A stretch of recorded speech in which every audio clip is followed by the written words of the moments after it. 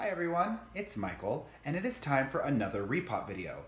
Believe it or not, I am still working my way through repotting all 4 orchids that I picked up during my last orchid haul, and today is no exception.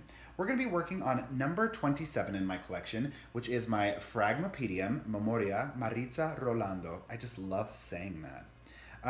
And I also forgot to mention during the repot video, number 26 in my collection is actually going to be my Alsara Stellar. I just never said that. So if you're wondering why the numbers don't add up, it's because I am a space case.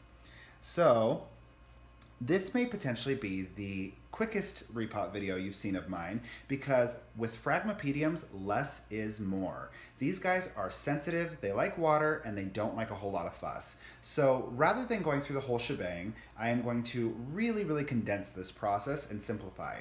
So you'll notice that my Physan 20 solution is not present. I will not be using it.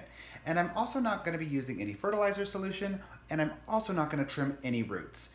And the reason behind this is I just want to leave this guy in peace so it can acclimate to its new system and move forward. So the first step in this process was to soak the plant, which I already did for the last 15 minutes. So now we can go ahead, squeeze the container, and start to remove the old potting medium. Let's jump in.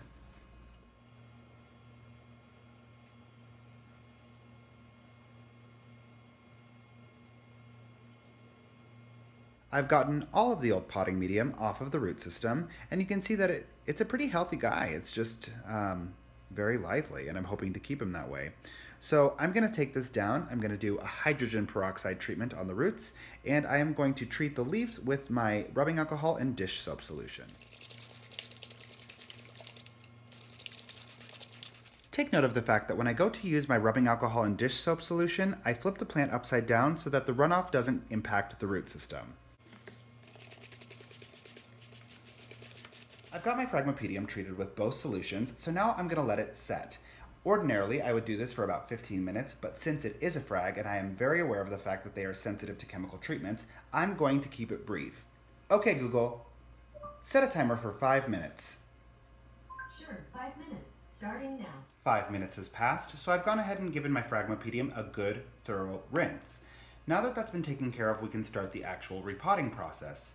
So this is the pot that I've chosen for my Phragmipedium, and if you have any questions about why I've selected this pot, again, I would encourage you to take a look at my video which outlines how you choose the proper size and shape pot for your orchid. I'll link it below.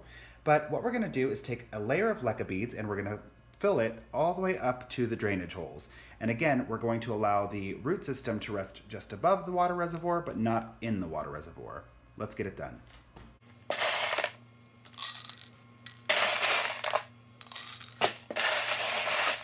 We've got the leca beads arranged to the appropriate level, and now we're going to go ahead and place our orchid.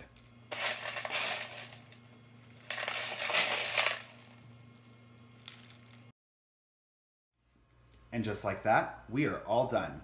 My new Phragmipedium has been repotted into Semi-Hydroponics, and I'm so excited to see how it does. Now, rather than doing what I usually do, which is feed a nutrient solution, I'm just going to flush the system with distilled water and allow this plant to really invest in acclimating to its environment. So, thank you so much for spending your time with me. If you have any questions, concerns, or comments, go ahead and leave them in the comment section below. As always, I invite you to like, share, subscribe, all of that good stuff, and have a beautiful rest of your day.